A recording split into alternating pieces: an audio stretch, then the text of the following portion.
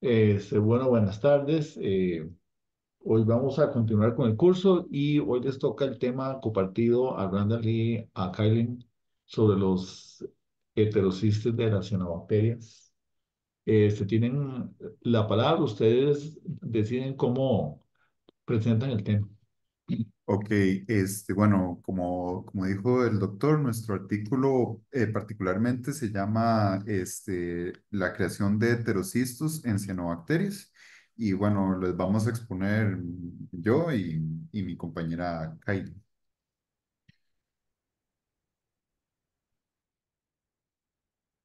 Bueno, entonces, precisamente los autores de nuestro artículo se llaman Zeng y Zhang. El artículo se publicó en el año 2022. Estuvimos investigando un poco sobre dónde trabajan y encontramos que es en el Instituto de Hidrobiología, entonces, bueno, de la Academia de Ciencias Chinas. Y entonces encontramos que este instituto está dividido en diferentes departamentos, pero hay uno específico que se dedica al estudio de las algas principalmente. Y bueno, parte de, entonces está el estudio de las cianobacterias y es donde trabajan estos dos investigadores. Entonces también, bueno, logramos encontrar una foto. Este es San y encontramos los artículos en los que ha participado, entonces podemos dar como buscar el rastro y comienzan a trabajar con los heterocistos en el año 2019. Igual de ahí para acá ha aumentado la investigación en el tema y en general también en las cianobacterias. Entonces, bueno, eh, las cianobacterias son bacterias gram, sí, son bacterias gram negativas y tienen la capacidad de hacer fotosíntesis. Entonces, bueno, esto se debe principalmente a que cuentan con el pigmento de clorofila. Entonces pueden producir oxígeno, que ha sido, bueno, fue muy importante como parte del proceso evolutivo de la vida en la Tierra. Y en general, las cianobacterias tienen morfologías muy variadas. Se puede encontrar desde filamentos hasta células individuales. Y bueno, esta como plasticidad les ha permitido además habitar en diferentes ambientes. Por ejemplo, en hidrotermales, también en zonas polares, que son como los ambientes más extremos. Ahora, bueno, ya conversamos de que tienen la capacidad de hacer fotosíntesis y también tienen la capacidad de fijar nitrógeno. Entonces, bueno, para eso utilizan la enzima nitrogenasa, que es lábil al oxígeno. Entonces, de ahí surge como la pregunta o la interrogante de cómo es que las cianobacterias concilian estas dos relaciones que son bioquímicamente incompatibles, por así decirlo. Y la respuesta es que tienen la capacidad de eh, basarse en una separación, puede ser temporal o bien espacial. Algunos ejemplos son el que observamos en Cinecococcus. En este caso, utilizan una separación temporal. Entonces, las dos reacciones no se van a llevar a cabo nunca al mismo tiempo. También tenemos Anabaena y otros nostocales que acuden a la separación espacial. Aquí entonces tenemos estructuras especializadas donde se va a realizar únicamente la fijación de nitrógeno. También tenemos Trichodesmium, que utiliza como un poco de ambas estrategias, por así decirlo, tanto la separación espacial como la temporal. Entonces, bueno, en las que utilizan esa separación espacial de las que estamos hablando, las estructuras específicas se llaman heterocistos, entonces son las que permiten la fijación de nitrógeno. En estas células vamos a encontrar una expresión genética diferencial, o sea, varía con respecto a las células vegetativas. En general, en cuanto a la estructura, todas comparten la membrana externa. Y bueno, es muy interesante que la distribución, y esto bueno, lo vamos a estudiar o conversar un poco más adelante, pero la distribución de estas estructuras, los heterocistos, no es aleatoria, sino más bien bastante organizada.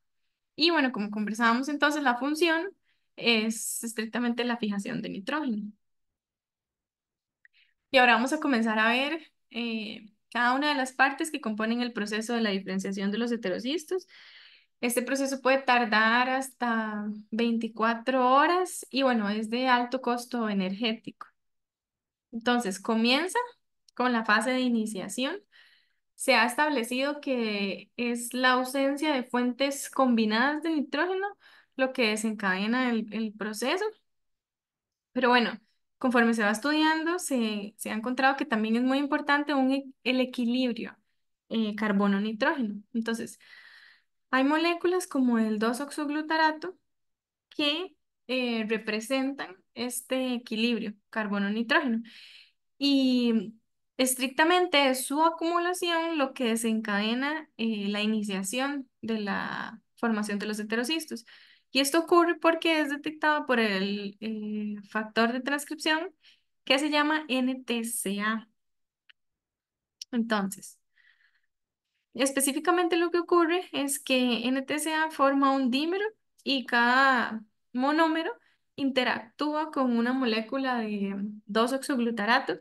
Entonces, esta interacción produce un cambio conformacional que hace que NTCA se una o mejore, sí, su unión con el ADN. Y entonces en ese momento va a comenzar la transcripción de los genes que controla NTCA. Y bueno, es importante recalcar que esos genes no solamente están relacionados con el metabolismo de nitrógeno y la diferenciación de los heterocitos, sino también con el metabolismo del carbono en general, la adquisición de hierro y también algunos genes de respuesta a estrés. Entonces, NTCA tiene la capacidad de regular, ya sea directa o indirectamente, otros reguladores importantes del sistema, y uno de ellos es HEAD-R. Ahora, HEAD-R también tiene un efecto de regulación sobre NTCA. Entonces, en este caso, lo que tenemos es como un ciclo de autorregulación positiva e inclusive cada uno de estos reguladores tiene un efecto sobre sí mismo. Ahora, no se sabe exactamente cómo funciona todo esto, o sea, no se conoce cada una de las partes con exactitud, pero al menos sí se sabe que, bueno, y que ambos son esenciales para el proceso, pero se sabe que NTCA regula a HEAD-R de manera indirecta y lo hace a través de otros elementos, por ejemplo, de NRRA, que en ausencia de oxígeno, entonces NTCA lo activa y este va a mejorar la expresión de HEAD-R y como consecuencia, pues la formación de los heterocistos. Ahora, no solamente elemento es intermediario entre NTCA y HEAD-R, sino que hay algunos otros como algunas proteinquinasas y también un par de fosfatasas. Ahora, NTCA es esencial pero no suficiente para que ocurra la iniciación. En el caso de HEAD-R, pues se ha estudiado que cuando está ausente o inactivo, no hay diferenciación del todo, no ocurre. Y luego, cuando se sobreestimula, se promueve el desarrollo de los heterocistos. Entonces, esto plantea que en el caso de GTR, pues también es esencial, pero puede ser suficiente y hace que se considere como el regulador principal del sistema. Ahora, este tiene como un efecto igual directo e indirecto sobre muchos otros reguladores. Uno de esos se llama HEAD-F. Entonces, también se estudia cuál es el efecto cuando, o en mutantes de HEAD-F, cuando HEAD-F está ausente. Y se obtiene que tampoco hay diferenciación. Y cuando se sobreestimula, entonces se crea un patrón de múltiples heterocistos. También hay otros reguladores como PAT-A, pero en este caso este se activa de forma directa y es por NTCA. Entonces lo mismo, se estudia qué pasa cuando está inactivo y aquí es muy interesante porque observan que los heterocistos sí se forman, pero solamente en los extremos de los filamentos. Y bueno, cuando se sobreestimula no sale bien y se obtiene una morfología celular aberrante.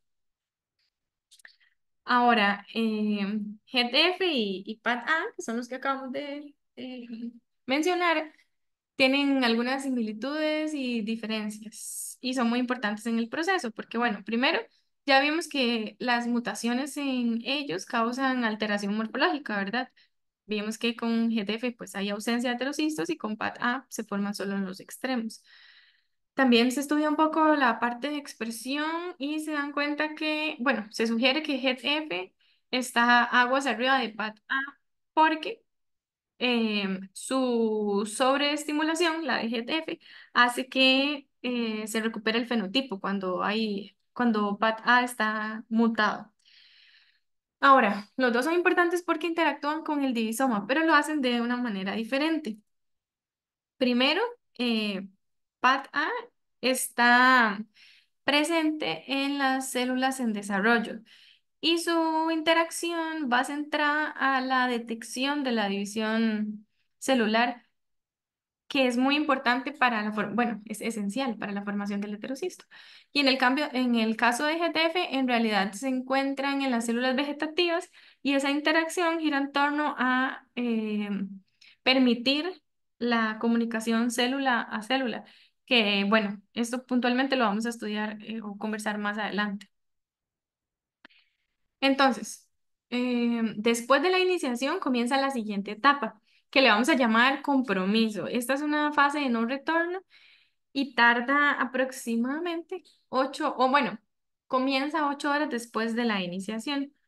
Entonces, aquí hay muchos genes que también son importantes, pero destacan HEAD-P y HEAD-Z, que de nuevo ambos están regulados por HEAD-R, ¿verdad? Que vimos que tenían un papel esencial en la parte de iniciación. Y también se estudia entonces los efectos de mutaciones en estos genes. Y cuando se sobreestimulan, se observa que hay un aumento en la cantidad de heterocistos. Pero cuando hay mutaciones, pues se observa que lo que ocurre es como un retraso en la formación de los heterocistos. Pero es muy interesante porque en realidad, la sobreexpresión de HEAD-R puede compensar la mutación en HEAD-Z o en HEAD-P, pero cuando ocurre solamente en uno de los dos. Porque cuando ocurren los dos, aunque HEAD-R se sobreexprese, no se logra recuperar el fenotipo. Y entonces esto es interesante porque sugiere que estos dos genes van a tener una compensación como funcional, por así decirlo. Ahora, GEP, que es el que acabamos de conversar, entonces interactúa con proteínas que tienen la función de retrasar o inclusive inhibir del todo la diferenciación. Pero esta interacción reprime, digamos, es su función, la función de estas proteínas.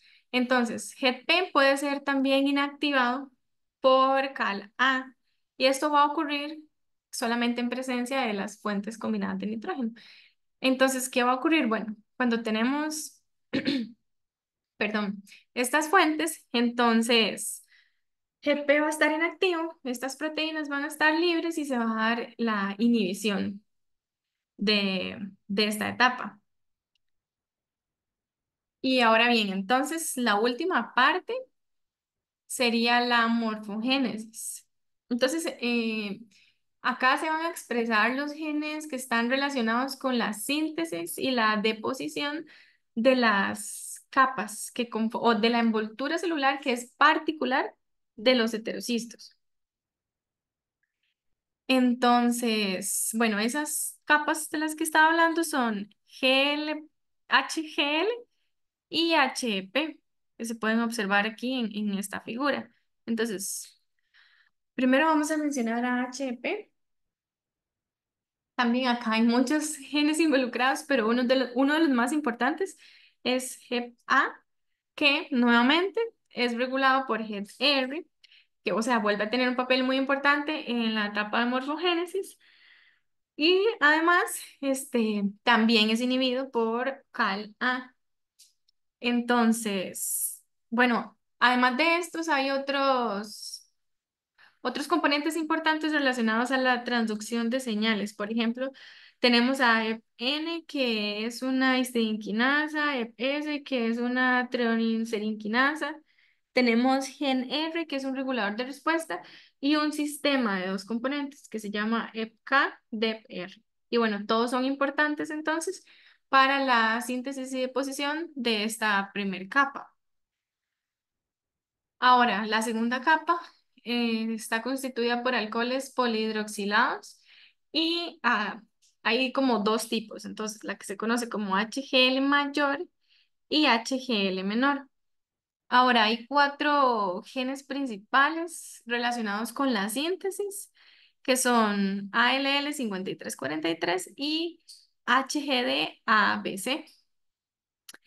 Y bueno, hay otro que es muy importante que se llama HGLT, que este es el que se encarga de la última eh, parte o la última reacción importante para la síntesis de HGL y eso es la transferencia de una glucosa. Me parece como un alcohol graso. Ahora, para la deposición hay como dos sistemas, por así decirlo. Uno constituido por HGD-BCD, que es para las zonas más laterales de la capa, y el otro por DBCA y HGDD, que es la que se encarga de la deposición en las zonas cercanas al cuello polar, que son como, bueno, acá se puede observar en la imagen como las regiones más gruesas. En cuanto a la regulación de la síntesis y deposición de esta capa, tenemos varios genes importantes. El primero es PRPJ1. Este sintetiza una fosfatasa y cuando está ausente, lo que ocurre es que solamente se sintetiza HGL menor. Hay también unas quinasas que son PKN30 y 44 y bueno, los mutantes en estas dos lo que producen es solamente HGL mayor. También se han visto mutantes de HGLK y en este caso simplemente hay como una deposición desorganizada o incorrecta. Y bueno, lo último que vamos a mencionar es DEPH, que mutantes de este gen producen pues una ausencia completa de la capa y bueno, esto se asocia al efecto que tiene sobre algunos genes como los del operón COX, HGL y otro que se llama NIF. Entonces, bueno, la última parte de esta etapa es la remodelación activa del peptidoglicano, que, bueno, lo podemos ver acá en los heterocistos teñido con azul.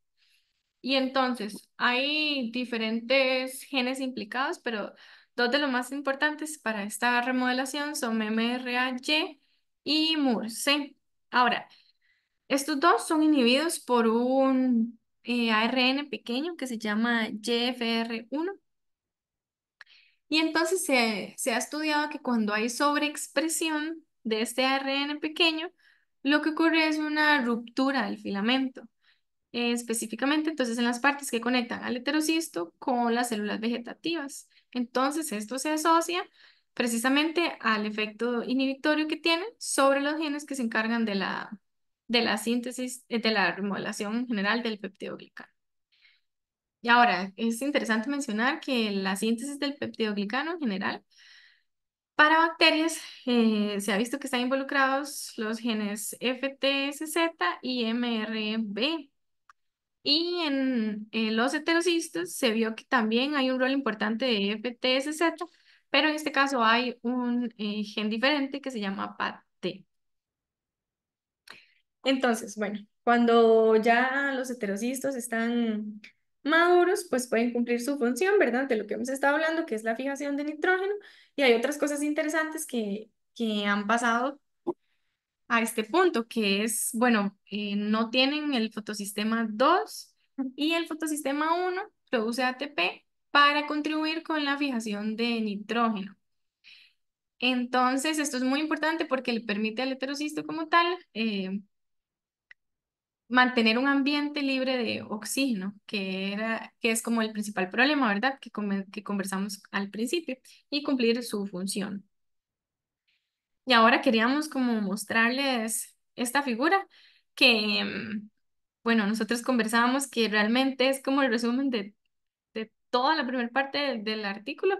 Podemos ver lo que hemos estado conversando, ¿verdad? De las diferentes etapas, de la interacción de NTSA y de GTR con los diferentes otros reguladores y también en las siguientes etapas y cómo todo en realidad se relaciona y muestra como la gran complejidad que tiene.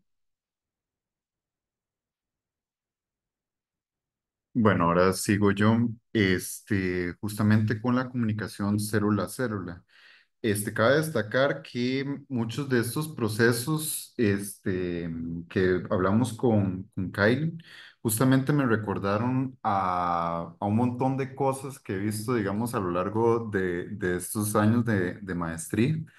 El año pasado yo vi en estructura bacteriana procesos similares, no iguales en el proceso de esporulación bacteriana, donde hay una iniciación y un compromiso en algún momento de las células para volverse endosporas, y igual con acumulación de sustancias. Sin embargo, esta imagen justamente me recordó algo más también que vemos en células eucariotas, por ejemplo, en las células del epitelio intestinal. Me recordó mucho los gap junctions que se forman entre las células. Justamente son como muy, casi que un espejo de estos septal junctions. Sin embargo, son obviamente modulados por distintas proteínas, por distintos mecanismos proteicos y por distintas programaciones celulares, ¿verdad? El detalle es que me gustó mucho la similitud y la regulación que tenían ambas estructuras. A la hora de verlo ya más cercano, vemos que sí, estas bacterias comparten la membrana externa. Sin embargo, vemos que tienen que formar poros para poder comunicarse unas con otras, incluso comunicarse los heterocistos nuevamente formados con las células vegetativas para pasar cierto tipo de moléculas. Vemos que estos nanotubos que se forman en estos extremos, vamos a tener que tienen un complejo que es el tubo, como una gorrita y un plug, que es, digamos, lo que regula la entrada y salida de sustancias a través de estos nanoporos. ¿Cómo se crean estos nanoporos dentro o sea, para atravesar las paredes de las células vegetativas y de la célula, del heterocisto? Bueno, ellos utilizan, las hidrolasas de peptidoglicano, que van a hacer una remodelación justamente de la estructura de peptidoglicano para permitir que entonces, las bacterias puedan poner o colocar las estructuras de los nanoporos. Justamente en otros nostocales se estudió justamente la hidrolasa AMIC2, y esta hidrolasa, al ver que si desactivaban el gen que codifica para esta amilasa, perdón, podían ver cómo había una reducción de la formación de estos nanotubos o nanoporos que permitían el intercambio molecular intercelular. Se creaban planos de división celular muy irregulares, y la diferenciación celular al final no era paralela. Estos son homólogos a los que presentaron en el artículo de Ana Baena, AMIC1, AMIC2 o AMIC3, donde vieron que si inhiben la producción de AMIC1 y AMIC2, no se producen los discos de peptidoglicano septales, y si más bien inhibían AMIC3, se formaban nanoporos muy, muy pequeños, o sea, y que en condiciones de diazotróficas no permitían el intercambio de moléculas fluorescentes, justamente en experimentos que hicieron los investigadores. Otra molécula de importancia que hablaban en el artículo es el CEPJ, que si bien al estudiarla y al hacer los análisis de criotomografías, no formaba parte de las uniones septales, si vieron que si se regulaba positivamente o había un aumento de la activación de CEPJ, podíamos ver un aumento de los discos de peptoglicanos septales, mientras que si más bien disminuían o inhibían la producción de esta molécula, había una disminución en la transferencia de marcadores fluorescentes o esta se volvía irregular. Había diferenciación de heterocistos no paralela o había también disminución de los discos de peptoglicanos septales, en contraste, más bien cuando aumentábamos justamente la expresión de este gen. Algo muy interesante también es que este gen interactúa con proteínas de la división celular, como es el FTSQ y el CYPN, y también con proteínas del divisoma como CEPI. Otra molécula de importancia es CJCF1, que es encargado de restringir el diámetro de las uniones septales. Y también otras moléculas son las que pertenecen al operón FRA-CDE, que en particular las proteínas generadas FRA-C y FRA-D cuando se inhiben, producen un fenotipo llamado FRA, que si bien promueve la formación de heterocistos, estos no se forman de una manera correcta y faltan partes de los nanoporos, sobre todo el CAP y el PLOC. Y cuando se inhiben justamente, estos tampoco pueden sobrevivir a condiciones diazotróficas, que eran las condiciones sin nitrógeno, ya que no podemos formar los heterocistos correctamente.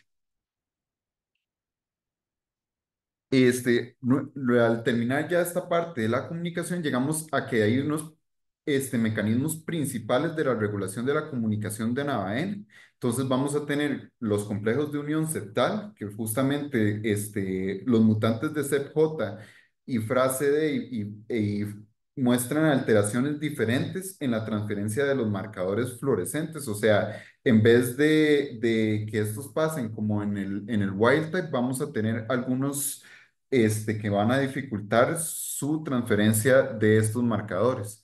Proteínas transportadoras de glucósidos, la inactivación de moléculas como GLSC, GLSP o GP afecta el intercambio molecular igual entre células vegetativas. Y por último, la regulación de CJDR, que regula la formación del disco de las uniones septales y la distribución de estos nanoporos septales.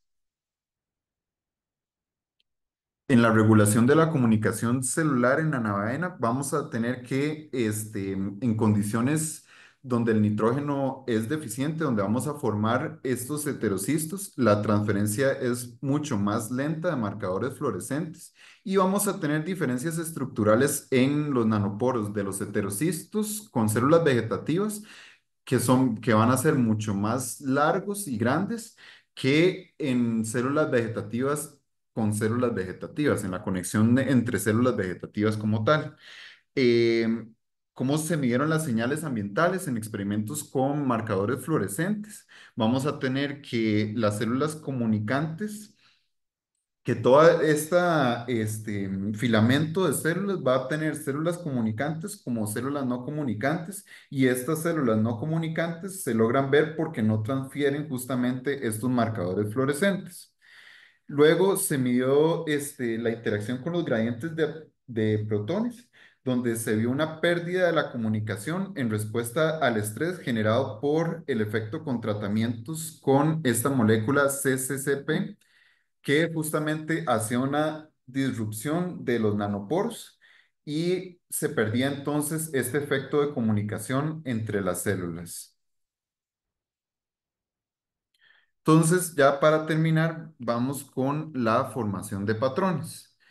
El modelo de Turing, que fue escrito por Alan Turing, que estuve investigando mucho sobre este muchacho, porque fue muy, bueno, un señor, un muchacho señor, hasta donde llegó.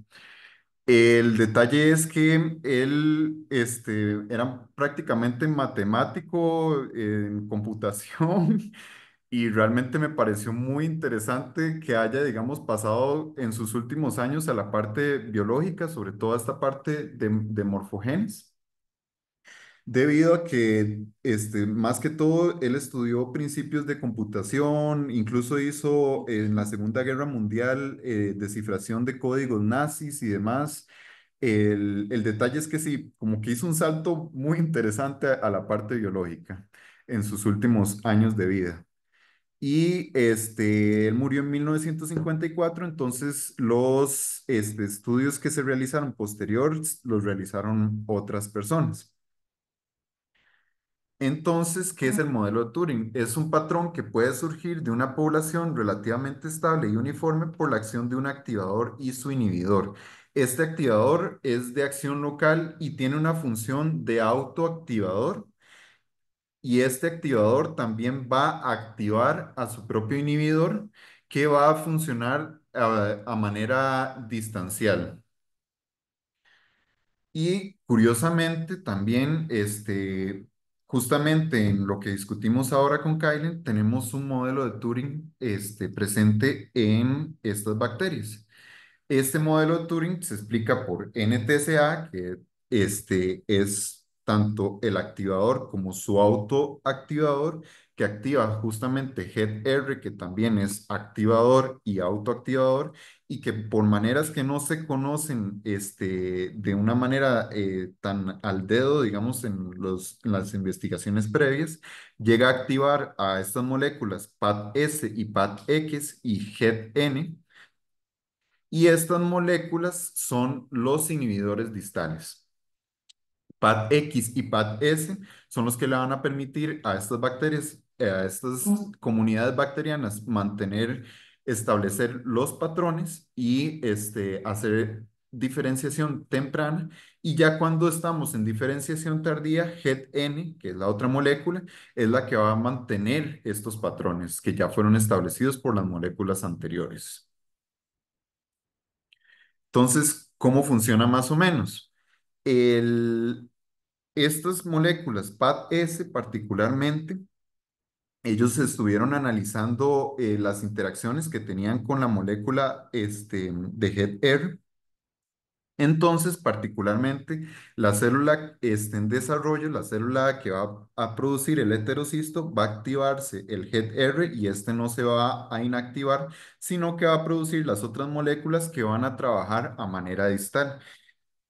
El PAD-S justamente es una de estas moléculas y ellos vieron que hay distintos patrones de PAD-S o estudiaron varios patrones de estos y vieron la interacción que tenía para modular justamente al HEAD-R. Vieron que la molécula PAD-S6, que forma estos oligopéptidos que logran inhibir a HEAD-R, era la que mostraba mayor afinidad. Sin embargo, ellos también indican que probablemente por acciones de cortes proteicos, la que se produce es PAD-S8 y esta produce por estos cortes proteicos PAD-6, que es la que va a llegar a interactuar con las moléculas, las células vegetativas. Como vemos justamente en la imagen más bien de arriba, estaba más bien indicándoles que vieran la de abajo, vemos cómo funciona el wild type, que cada cierta cadena de células vegetativas se produce un heterocisto.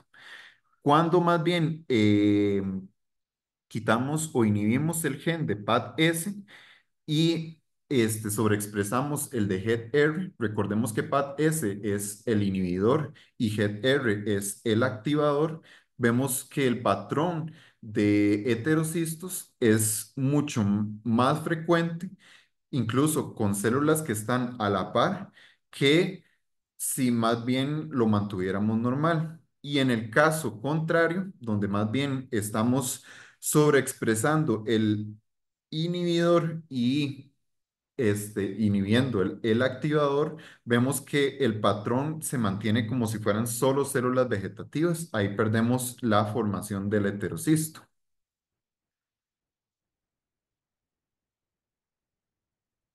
Finalmente, entonces, tenemos cuando los estadios de esta formación de patrones, donde en un primer estadio, que es el patrón críptico, vamos a tener que las condiciones de nitrógeno son suficientes para que la bacteria no tenga por qué producir el heterocisto y que el patrón del modelo de Turing se va a mantener donde el, las moléculas que se producen para inhibir están casi que en una misma concentración que el head R y no va a haber una modificación, entonces todas se van a mantener iguales. Cuando más bien entramos en una depresión de nitrógeno, vamos a tener un establecimiento del patrógeno en un estadio 2 donde las células que están en desarrollo, que en este momento son estas que están aquí en los extremos, que son estas verdes con un punto rojo, van a empezar a producir PAD-S y PAD-X para establecer el patrón y estas moléculas van a viajar en gradiente por las células vegetativas, donde en algún momento se va a perder ese gradiente y alguna célula en esta condición va a poder, digamos, entrar justamente en el proceso de diferenciación. Ya después, en el mantenimiento del patrón, PAD-S y PAD-X van, digamos, a disminuir sus niveles y se va a producir más HET-N que igual, digamos, va a inhibir que estas células vegetativas entren en el proceso de diferenciación. Sin embargo, esto va a tener un límite del gradiente y hasta dónde pueda llegar la molécula, que es este símbolo rojo que les estoy indicando ahí, que si vemos el head R está como, el punto rojo está como más crecido, digamos. Eso quiere decir que probablemente sea la célula próxima a diferenciarse en esta cadena. Y finalmente, ya empiezan a fijar nitrógeno y esta es la molécula blanca o bueno, el punto blanco que se ve en esta última línea, ya cuando entramos, digamos, en un periodo más largo de condiciones sin nitrógeno.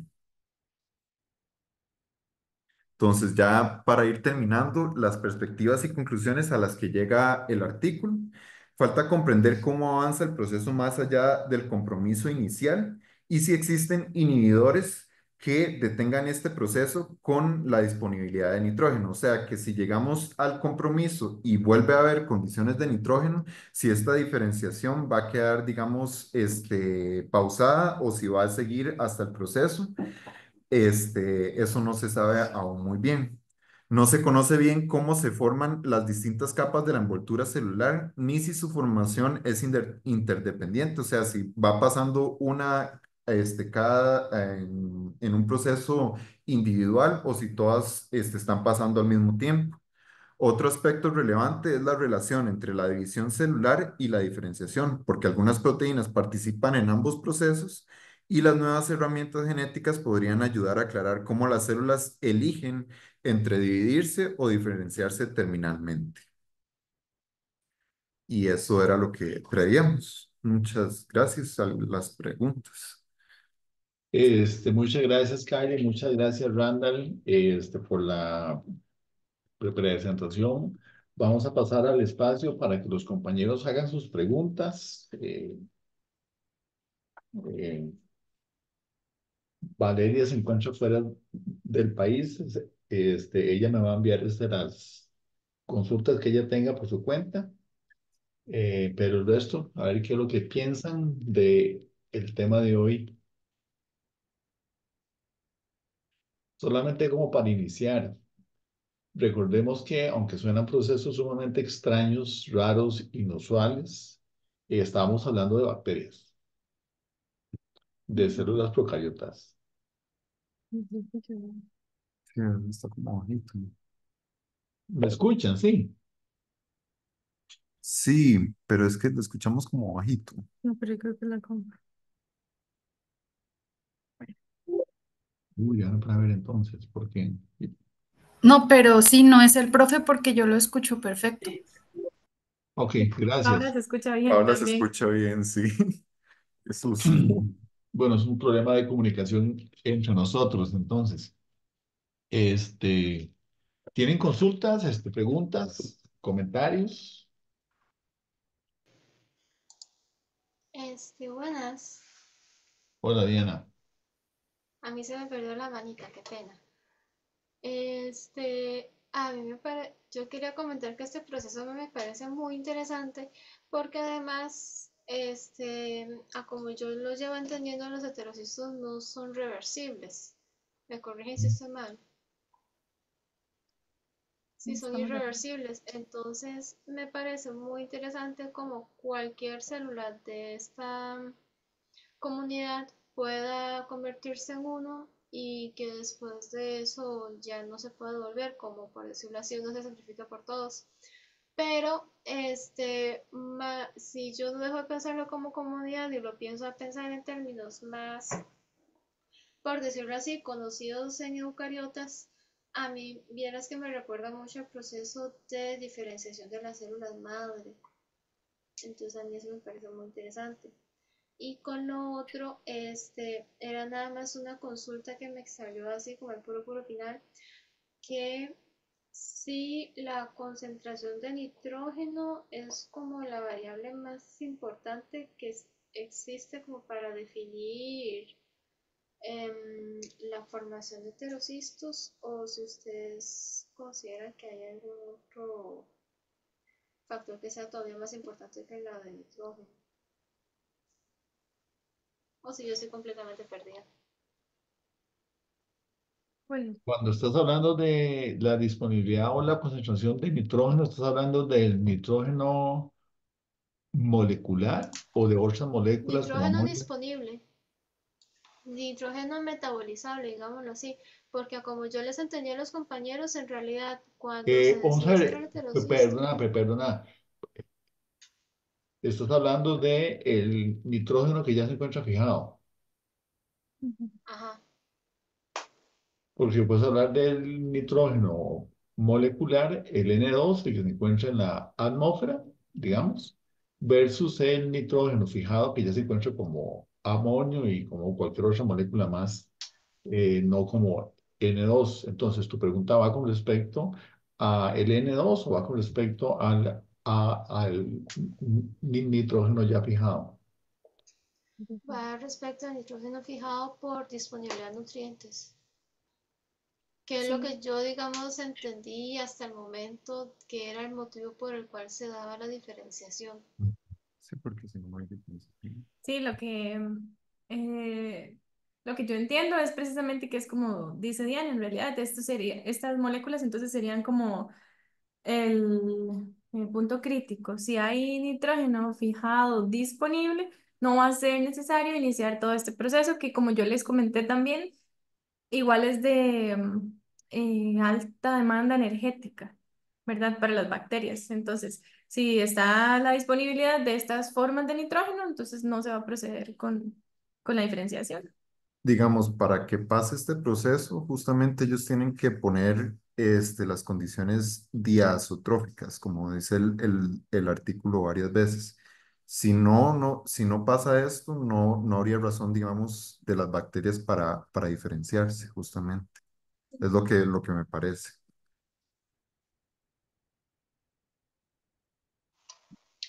Ok, y aunado a la pregunta que, bueno, el comentario que hizo el doctor García, entonces en realidad el nitrógeno al molecular, digámoslo así, el N2 no tiene ninguna asociación con la transformación del heterocisto. Por decir algo, que El- en el ambiente haya una concentración demasiado elevada de nitrógeno. Como que el que ya está fija, vamos a El ver que si no es, está fijado. el que no está, vamos a ver, otra vez, el que no está Pero fijado afecta la diferenciación. o el que está fijado afecta la el diferenciación, que es no así. está fijado. Pero yo Hay que diría alguien que... entendió. ¿Ah? Eso lo entendió. Pero yo creo que está asociado a lo que acabamos de conversar también, como si esas son las únicas formas disponibles, definitivamente representa una señal que también como que al principio yo les dije que ahora se estudia que es inclusive en equilibrio Mm. con el carbono, pero sí va a representar la señal que indica el inicio de la diferenciación. Ese nitrógeno molecular.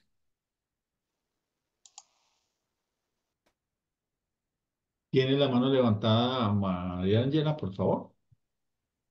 Hola, buenas noches.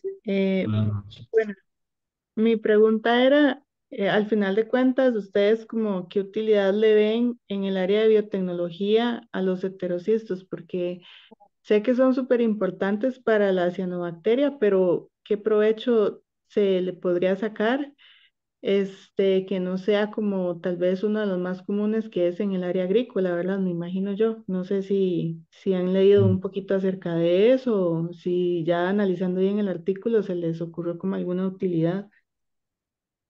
Creo que, digamos, más allá de algo práctico, digamos, si bien yo creo que, digamos, va más por el lado agrícola que otra cosa, y tal vez en el lado de bioremediación, yo tal vez vería algún tipo de utilidad en el sentido, digamos, tal vez en lugares donde se ha perdido justamente este tipo de microorganismos que tal vez puedan, digamos, como restaurar cierto punto. Pero más allá de eso, yo le veo como mucho provecho a consultas, tal vez a interrogantes de investigación, digamos, de cómo se produjo tal vez este efecto en algún momento hace millones de años, cómo llegaron las bacterias a hacer este proceso. Pero creo que va más como por ese lado. Tal vez creo que el punto más útil que le veo, digamos, que no sea así como el agrícola, sería el de bioremediación, justamente.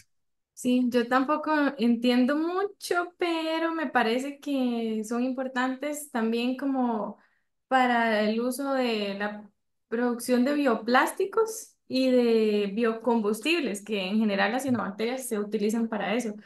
Y me parece que también es importante, como son importantes estas estructuras, pero sí tendría como que investigar un poco más exactamente el rol entonces de los heterociestos en esos usos que se le dan a las cianobacterias.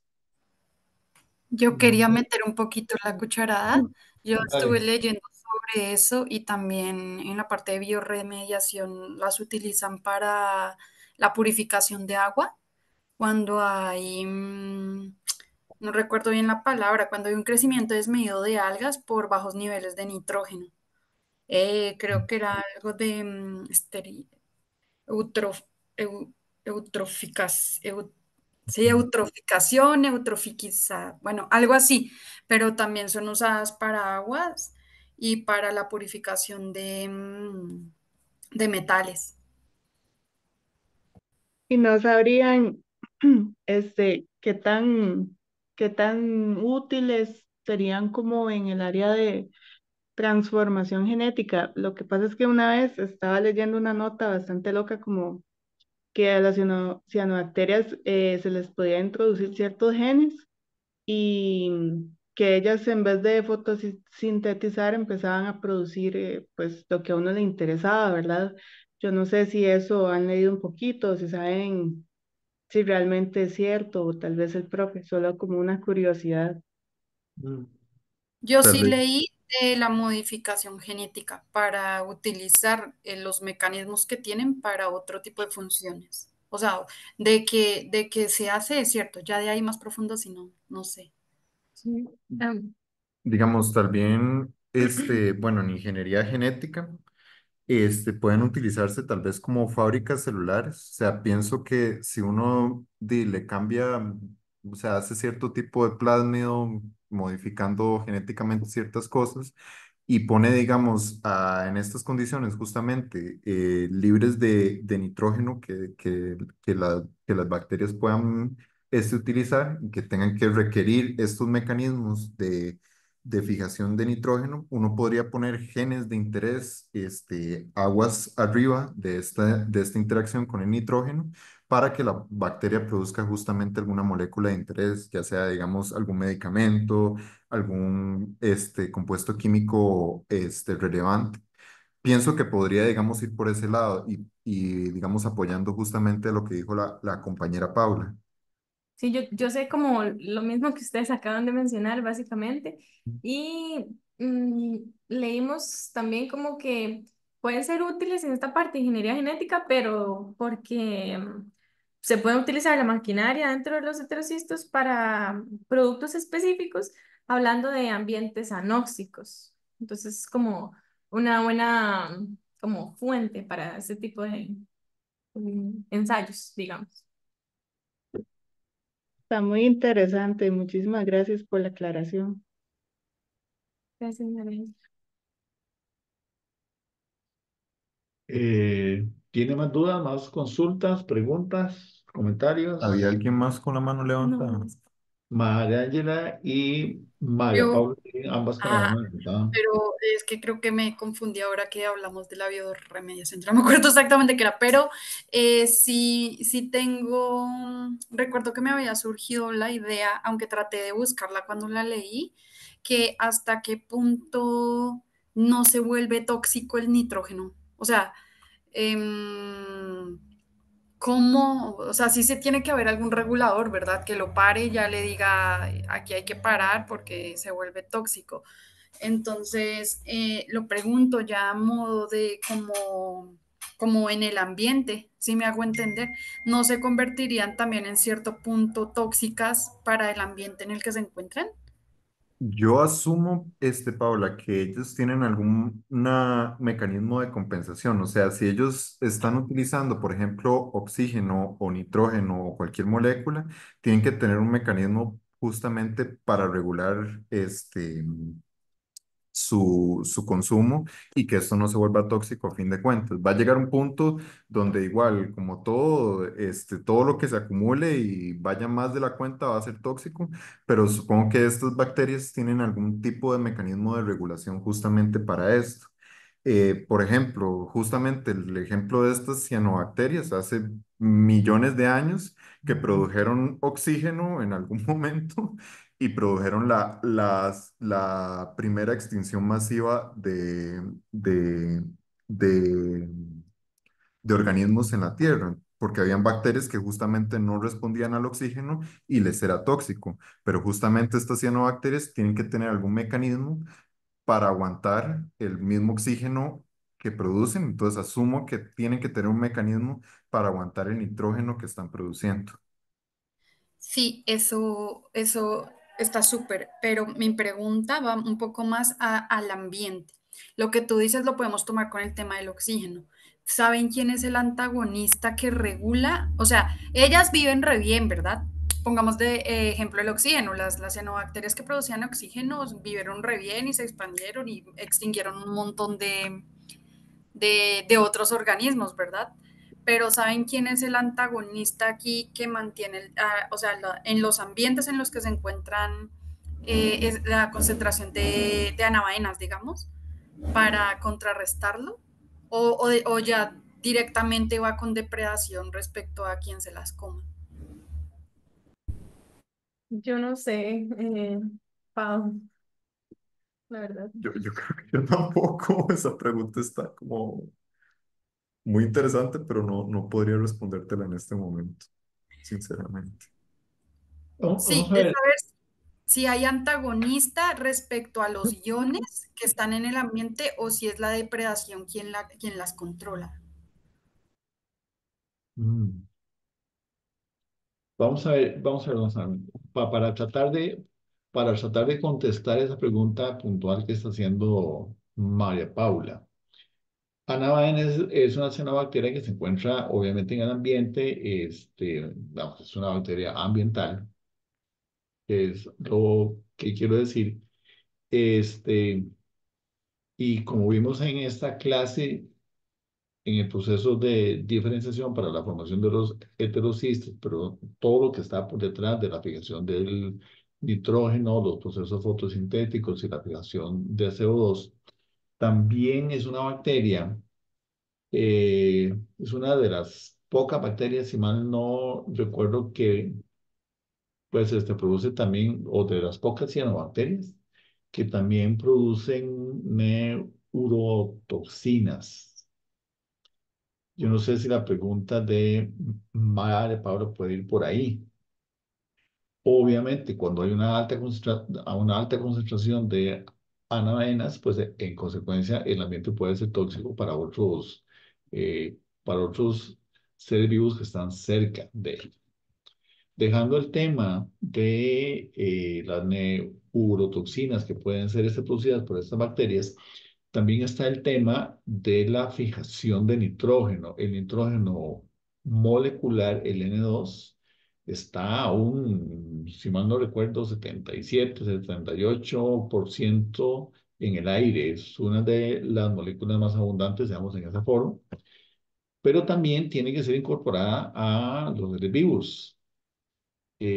Como N2, que ustedes saben, está formado, la pues, unión entre los dos átomos de nitrógeno está dado por tres enlaces covalentes.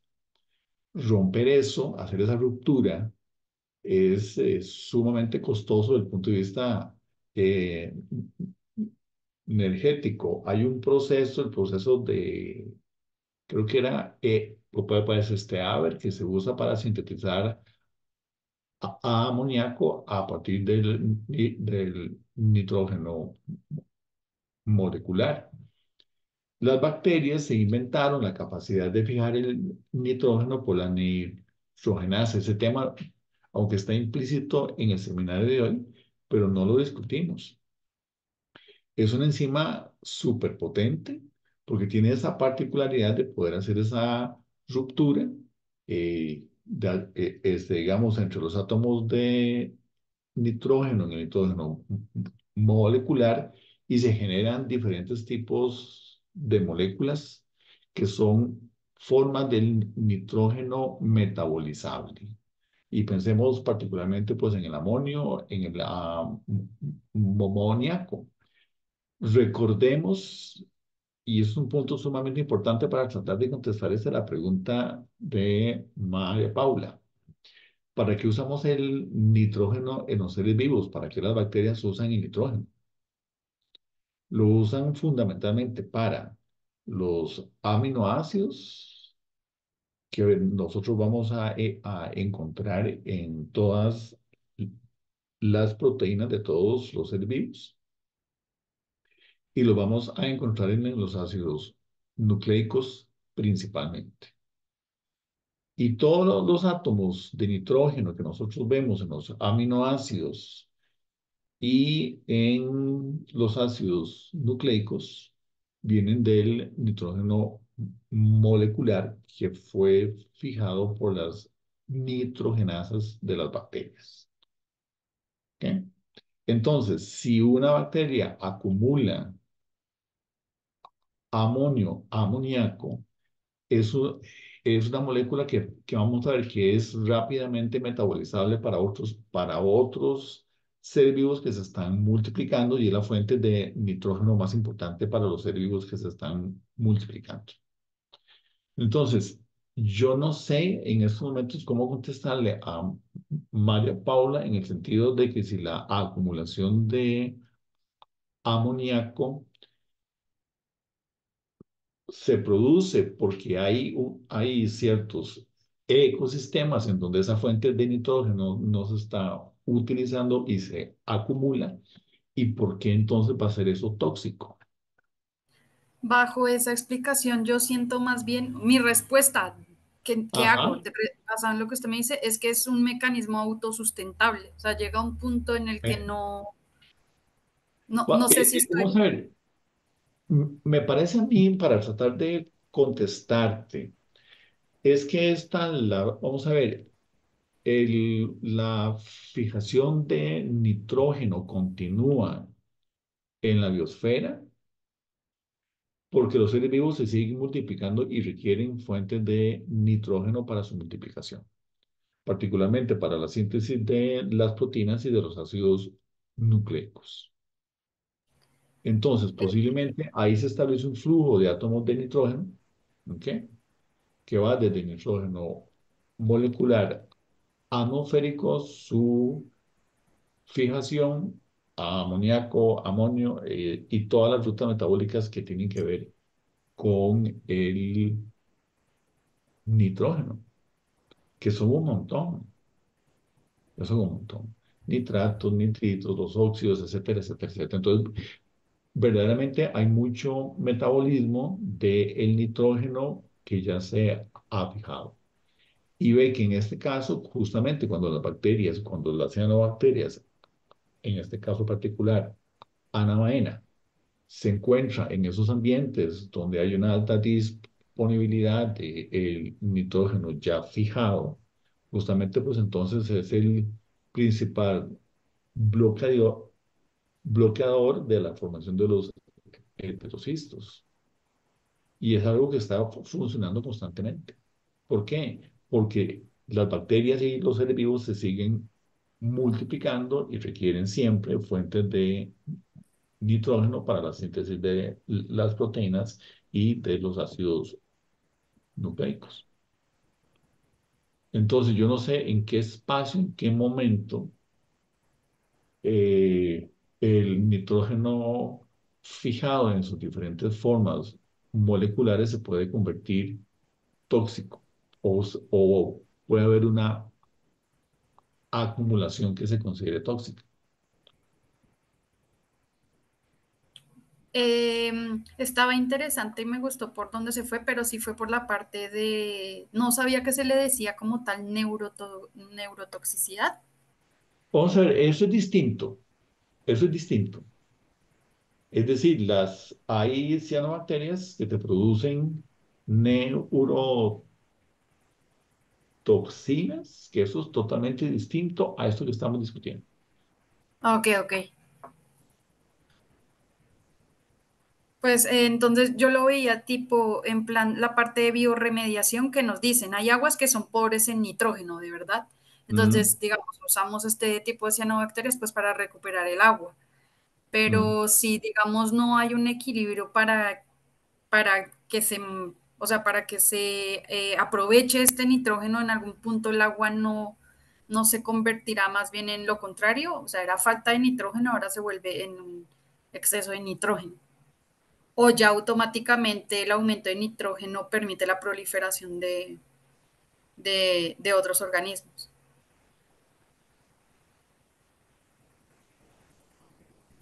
De ahí, es que básicamente por medio de la fijación del nitrógeno, por medio del cual el nitrógeno molecular entra a la biosfera,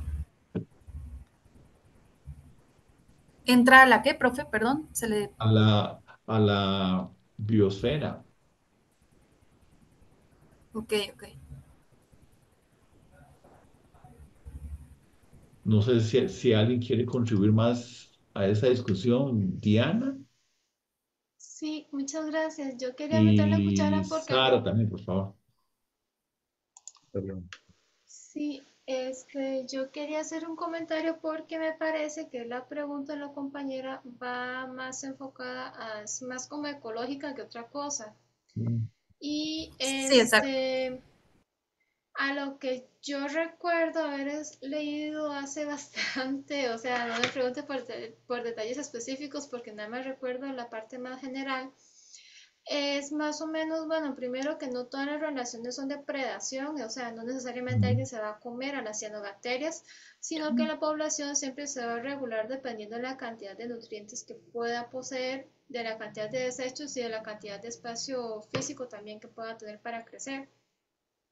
Y lo otro que los microorganismos, digamos, si tengo un microorganismo que está haciendo nitrógeno, entonces alguno otro que no necesariamente va a estar metabólicamente activo, pero que está en la zona, por decirlo así, o que por lo menos está en un radio donde la difusión del nitrógeno fijado le puedes como alcanzarlo, o difundir hacia ese microorganismo, hacia esa célula, entonces ese microorganismo una vez que ya está en condiciones de reproducción, puede empezar a crecer.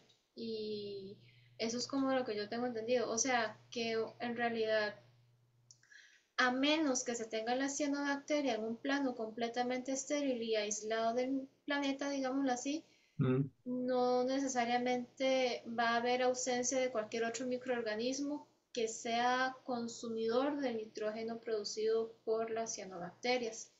Que si ese nitrógeno se acumule o no para llegar a concentraciones tóxicas, creo que depende un poco de cuántos otros microorganismos o inclusive plantas y eucariotas hayan en el medio que puedan o no consumir ese nitrógeno antes de que alcancen esas concentraciones.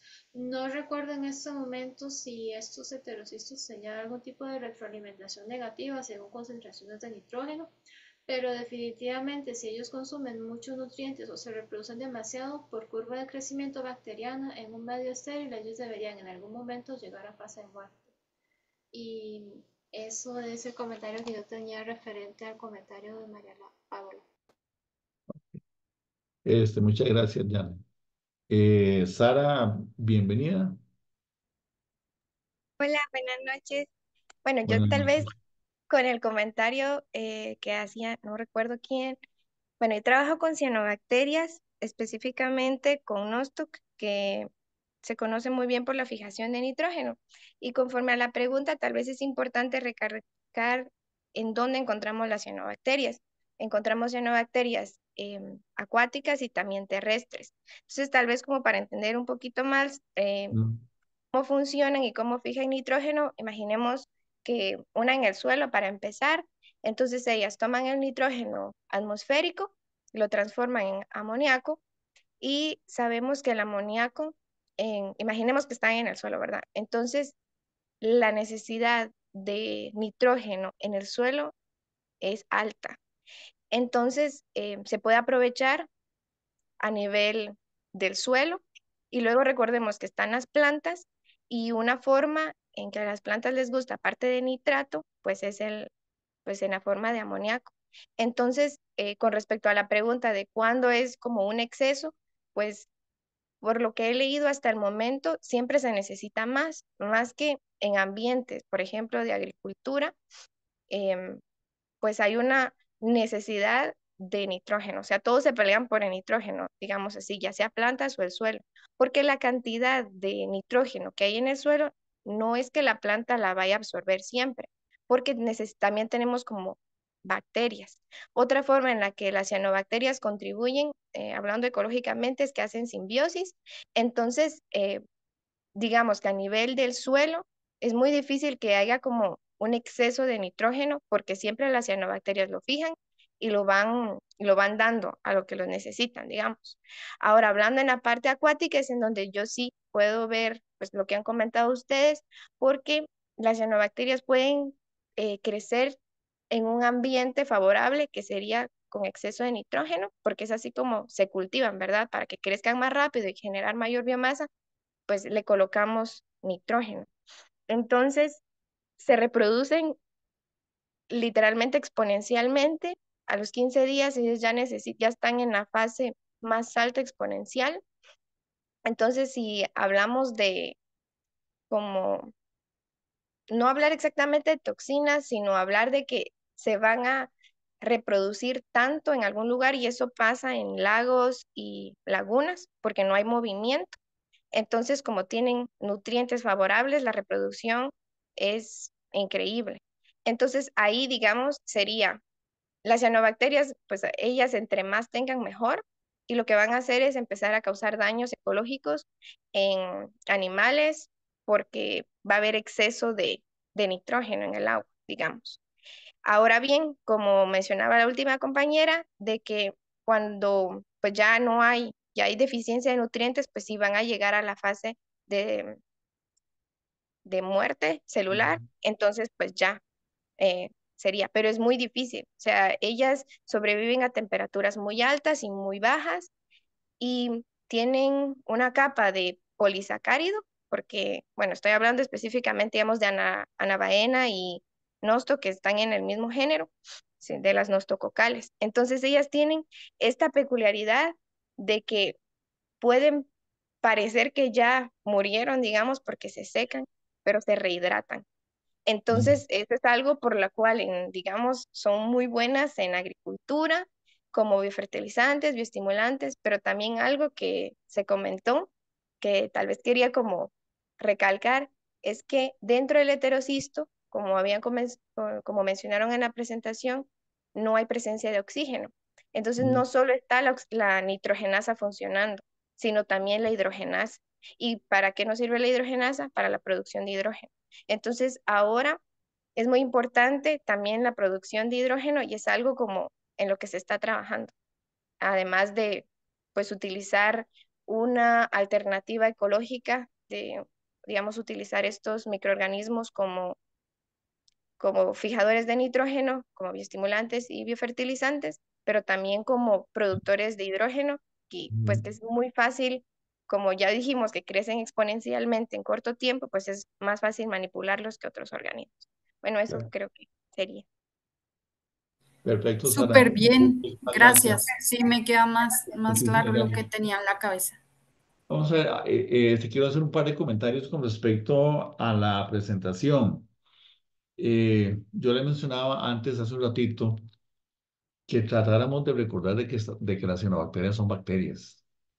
Y eso a veces, cuando uno escucha la fisiología y las diferentes estructuras que forman las cianobacterias, a veces parece que es un grupo muy distinto a todas las bacterias que nosotros hemos discutido y que usualmente nosotros trabajamos, pero siguen siendo células procariotas, debemos saber, y estructuralmente pertenecen, vamos a ver, son bacterias, pertenecen al dominio de las bacterias, que cumplen con funciones sumamente peculiares y muy particulares. Al principio del curso yo les mencionaba a ustedes de que hay como una suerte de falacia de entender a las bacterias como seres estrictamente unicelulares y que son muy simples y que no hacen procesos de diferenciación y muchas otras cosas más. Yo creo que en el caso del tema de hoy con las cianobacterias, nosotros estamos viendo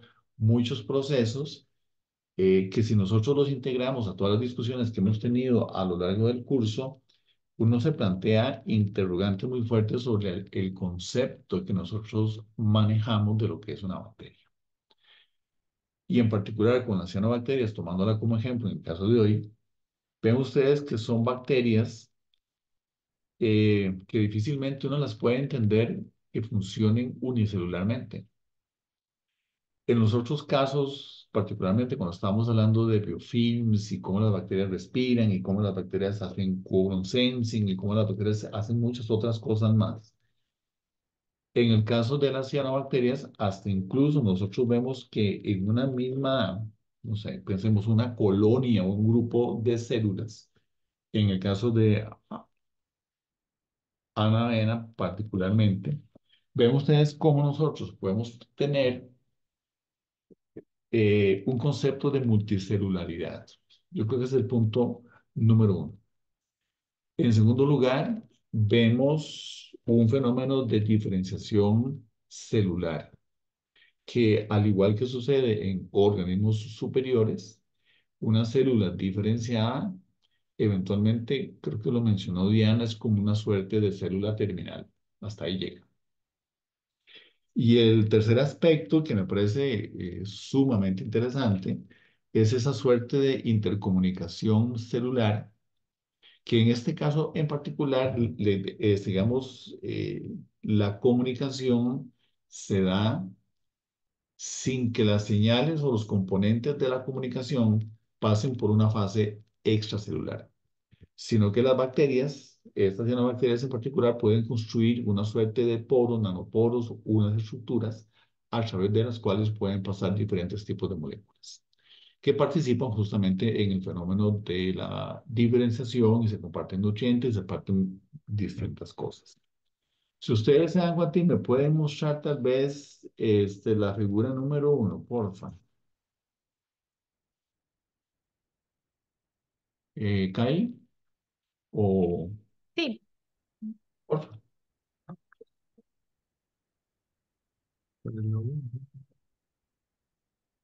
bajando. No, no, acá voy. Bueno, donde tengan una fila de O sea, células, sí, lo bueno. digamos, o algo así. Como esta. Sí, pero te puedes ir de una, bueno, ahí. Este, la puedes hacer un poquito más grande, por favor. Sí. Ok, ¿Así? correcto. Vean ustedes que aquí hay un aspecto sumamente interesante y esa imagen nos sirve bastante para esto. ¿Ok? Muchas bacterias tienen peptidoglicano que tiene varias funciones importantes. Una de ellas es la de protección osmótica para la célula bacteriana y también, en cierta manera, también contribuye para darle la forma, es parte de la morfogénesis que nosotros vamos a ver en la célula bacteriana. Estas bacterias, al igual que muchas otras, se dividen por fisión binaria. Entonces, ven ustedes, te puedes ir una imagen para atrás, por favor. Creo que la tenías ahí. Caliente, te puedes ir una imagen para atrás.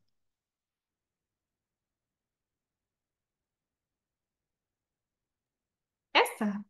Esa, correcto. Vean ustedes que en esta imagen que está marcada con una D, ustedes tienen a la izquierda un heterocisto y a la derecha tienen una célula vegetativa. En imagen E se muestra el detalle. ¿Ok? Es interesante porque estas bacterias literalmente como que se encuentran unidas. Y esa estructura, ese poro, y es algo que se mencionó en la presentación que hicieron Randall y Guy. Vamos a ver, ese es el resultado de un proceso de fisión binaria. Recordemos que la síntesis de pared ocurre en el ecuador, en la mitad de la célula bacteriana. Entonces, cuando se está dando el proceso de división, hay una formación de septo. Vean que hasta se mencionaron conceptos como el divisoma y puede ser FTSZ, etcétera, etcétera, que son partes de la maquinaria que se da en la formación del septo. Entonces, es esto que nosotros vemos aquí, esta interacción entre el heterocisto y la célula vegetativa, literalmente es un septo diferenciado, complejo, muy distinto al que nosotros vamos a ver en muchas bacterias, pero sigue siendo el septo. Es un septo que se forma, obviamente, con la participación del divisoma y de todos los componentes que tienen que ver con la síntesis de pared. Randall creo que mencionaba algunas de las enzimas que digieren el peptidoglicano. El peptidoglicano es una molécula muy dinámica, muy activa, que constantemente está siendo metabolizada por la propia célula bacteriana. Porque para que la célula pueda dividirse, antes tiene que elongarse y esa elongación ocurre mediante la síntesis de pared. Si nosotros nos recordamos cómo ocurre la síntesis de pared, son dímeros de un azúcar que se van incorporando y que se tienen que ir metiendo dentro de las mallas, dentro de los polímeros del peptidoglicano. Y la única forma para meter un dímero dentro de un polímero es haciendo una ruptura en la cadena del peptidoglicano. Entonces, dentro del metabolismo habitual, normal que tienen las células con respecto al peptidoglicano, tiene que ver justamente con la ruptura de las moléculas para que puedan ingresar nuevas moléculas y se vaya haciendo otra vez el sistema largo. En muchas bacterias eso ocurre como a la mitad de la célula, en diferentes planos, dependiendo del tipo de bacteria del que estamos hablando. Eso no deja de ser, vamos a ver, un tema sumamente relevante y vean ustedes como que hacia el final de la discusión en el artículo, ellos justamente cuando describen este tipo de poro entre las dos células, justamente ellos se ven como que forzados a mencionar todo lo que tiene que ver con la síntesis de pared. Porque este fenómeno que nosotros estamos viendo acá está fuertemente vinculado con la síntesis de pared. Me parece también con esta imagen algo que es sumamente interesante, que es eh, que a pesar de la presencia de los poros, hay una diferenciación importante entre las dos células. Es decir, hay un poro, hay un canal de comunicación entre las dos células. Y a pesar de que hay un canal de comunicación entre las dos células, no hay una homogenización en el contenido de las dos células. Es decir, el contenido de los heterocistos no se va para la célula vegetativa y el contenido de la célula vegetativa no se va completamente para el contenido de los heterocistos, generando dos células homogéneas, sino que justamente lo que estamos viendo es un proceso de diferenciación. Entonces, este canal o este poro que se forma está altamente regulado de manera tal de que no se pierda la diferenciación entre las dos células. Y eso es un aspecto sumamente importante. En esa imagen que tienen ustedes en la figura D, en la parte superior, con el heterocis de la izquierda y la célula vegetativa a la derecha, aunque se ve una imagen relativamente sencilla, tiene un enorme significado biológico y evolutivo, porque el heterocisto está haciendo fijación de nitrógeno. Es un aspecto fundamental. ¿Ok? Ya como lo hemos discutido, se genera en condiciones de anaerobiosis, pero hay una fijación de nitrógeno. Esto lo que está haciendo es que la nitrogenasa está capturando el nitrógeno molecular atmosférico y posteriormente lo fija hacia el resto de las moléculas que se necesitan en el metabolismo de las células bacterianas, como se estaba mencionando, aminoácidos, la síntesis de las proteínas y todos los ácidos nucleicos que contienen las células. Pero en la célula que tenemos a la derecha, en ese mismo cuadrito, en un espacio de unos pocos micrómetros cuadrados, tenemos una célula vegetativa que tiene ahí en esa imagen un metabolismo completamente diferente al de la célula de la izquierda. Porque está haciendo dos cosas que se mencionaron en el texto, pero vamos a ver, pero si uno quiere contextualizar es esa función en particular, si uno le hace un zoom out, ¿no? Vamos a ver dos fenómenos que me parecen también enormemente sorprendentes. Uno de ellos es el proceso fotosintético, que tampoco es un tema menor, es un tema enorme, como lo estaba mencionando en la presentación, porque porque es una fotosíntesis oxigénica. Eso significa que son el tipo de células, son los procesos metabólicos que generan no solamente el oxígeno molecular, sino que también a partir de ahí, obviamente se generan las cadenas respiratorias aerobias que hemos discutido anteriormente, de manera tal que debido a la electronegatividad que tiene el oxígeno molecular como aceptor final en la cadena de los electrones, permite una cadena respiratoria aerobia. Y eso es un fenómeno sumamente sorprendente que estamos viendo en esta imagen ahí. Ahí hay una fotosíntesis oxigénica, genera el O2, que funciona como aceptor final en las cadenas respiratorias aerobias. En mi persona y en todos ustedes y en prácticamente una gran parte de los seres vivos. Eh, y el otro aspecto que está pasando ahí también en la célula vegetativa es la fijación de CO2 por una enzima que se llama rubisco, que está acoplado a todo el sistema fotosintético. Y rubisco es vamos a ver, y aquí hay, de un lado tenemos la nitrogenasa, que es una enzima muy potente, y al otro lado, a la derecha, tenemos la enzima rubisco, que es la que se encarga de hacer la fijación del CO2. La molécula del CO2, el carbono del CO2 se considera un carbono inorgánico.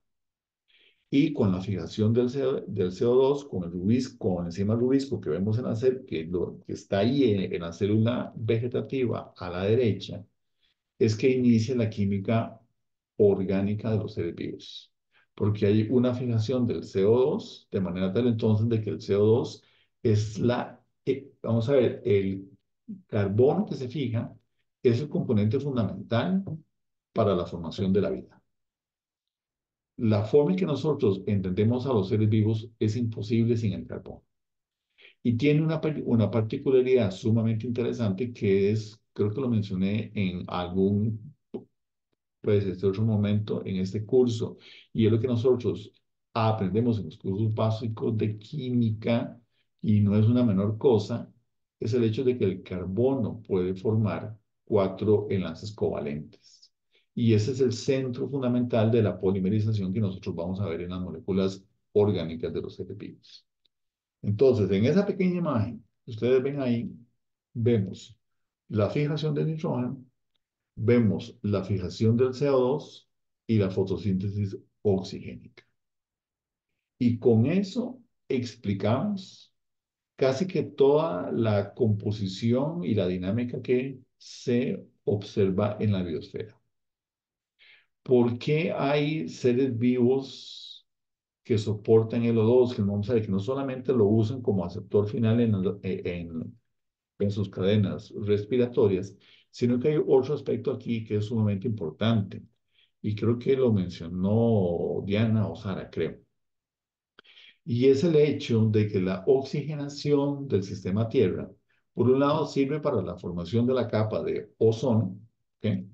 Pero la oxigenación también implica, y hay un costo biológico y evolutivo muy grande, que es la generación de radicales oxidativos muy fuertes que son muy tóxicos. Y recordemos que por lo menos en una célula humana ocurren más de 100.000 hits oxidativos por día en una célula, dañando las moléculas del ADN, las proteínas, los lípidos, las membranas, lo que ustedes quieran, y que se constituye posiblemente uno de los procesos fundamentales en el daño tisular. Bacterias estrictamente anaerobias no pueden sobrevivir en presencia del oxígeno molecular y particularmente con los radicales oxidativos que se generan del oxígeno molecular, como el superóxido o como los peróxidos, por ejemplo. ¿Okay? ¿Por qué no lo pueden hacer? Porque no tienen las enzimas detoxificantes. Por ejemplo, la catalasa, la peroxidasa, la superóxido dismutasa. Los organismos aerobios se protegen de ese daño oxidativo con esas 3 enzimas. Entonces, por ejemplo, bacterias estrictamente anaerobias mueren en presencia del O2, no porque no puedan usar el O2 como una cadena respiratoria, porque no lo usan, pueden usar otras sustancias diferentes como aceptores finales en sus cadenas respiratorias, o pueden hacer una fosforilación a nivel sustrato, por ejemplo, pero es que prácticamente no se pueden proteger del daño causado por los radicales oxidativos derivados del O2, que se produce en esa célula vegetativa que ustedes tienen a la derecha. Tenemos bacterias aerotolerantes, que son bacterias que producen una cierta cantidad de todas esas enzimas, pero que usualmente se les consideran también como bacterias anaerobias. Pero tanto las bacterias que tienen un metabolismo anaeróbico con mecanismos de protección, así como las células o las bacterias aerobias, que tienen un metabolismo basado fundamentalmente en una cadena respiratoria aerobia, ambas son aerotolerantes o bien oxígeno tolerantes porque tienen todos esos mecanismos de detoxificación. Esa imagen que les estoy mencionando ahí en la parte superior con el heterocisto a la izquierda y con la célula vegetativa a la derecha, nos cuenta toda esa historia. Por eso me parece que es una imagen sumamente interesante y sumamente bonita. Ahí estamos resumiendo en esa imagen prácticamente todos los procesos evolutivos que nosotros podemos ver en la biosfera en estos momentos. No sé si tienen más dudas o comentarios. Solo un aportecito, bueno, no es un aporte, es como para reafirmar algo de lo que acaba de explicarnos. Sí, claro. Así como usted nos explica eso del oxígeno, que no, porque no tienen estas enzimas que les permita disminuir, es lo mismo que usted explicaba sobre la nitrogenasa, en el caso del nitrógeno, los Es que lo que organismos pasa, que no, no poseen como estas enzimas, pues no pueden soportar cierta toxicidad. Es que lo que pasa es que el nitrógeno molecular, el N2, es una molécula que no es reactiva. El Ah, ok. N2 no es reactivo, tanto así que necesitas una enzima muy potente para fijar, pero por otro lado, porque la electronegatividad es muy inferior en comparación a la de los O2, eh, mientras que el O2 es una molécula fuertemente reactiva y en consecuencia puede ser sumamente tóxica. El N2 es no tóxico y hasta incluso el concepto de la Bossier que mencionaba, eh, el concepto de azoto, no sé si ustedes lo han oído mencionar antes, ese concepto de azoto eh, eh, tiene que ver con la falta de vida y es una forma en que se denomina algunos componentes del nitrógeno y particularmente el nitrógeno molecular en el sentido de que es carente de vida o carente de reactividad. Eh, Y por eso es sumamente interesante esa particularidad y en esa imagen que me parece enormemente significativa, porque por un lado se está fijando el nitrógeno, por otro lado se está fijando o se está generando el O2 mediante la fotosíntesis oxigénica y simultáneamente fijando el CO2. De manera tal entonces que podemos empezar a sintetizar moléculas orgánicas, polímeros que son fundamentales en todos los seres vivos. Ok, ¿Más sí, comentarios o más me preguntas? queda, Sí, dime. Dime. me queda más claro. Gracias. Con mucho gusto, María Pablo. ¿Más consultas o más dudas?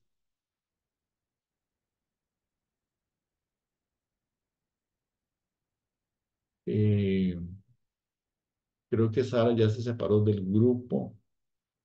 Bueno, si entonces, si no hay más dudas, damos por finalizada la clase de hoy. Quiero darle las gracias a Brenda Lee, a Kailin por la presentación que hicieron hoy. Pudieron manejar muy bien un tema que a mí realmente me parece fascinante y a veces sí, hasta incluso hay que hacer el esfuerzo de que lo que estábamos discutiendo hoy tiene que ver con bacterias. Muchísimas gracias a todos y todas y que pasen una linda noche. Cuídense mucho, por favor. Que estén muy bien. Buenas noches, doctor. Buenas noches, muchas gracias. Gracias, buenas noches. Buenas noches.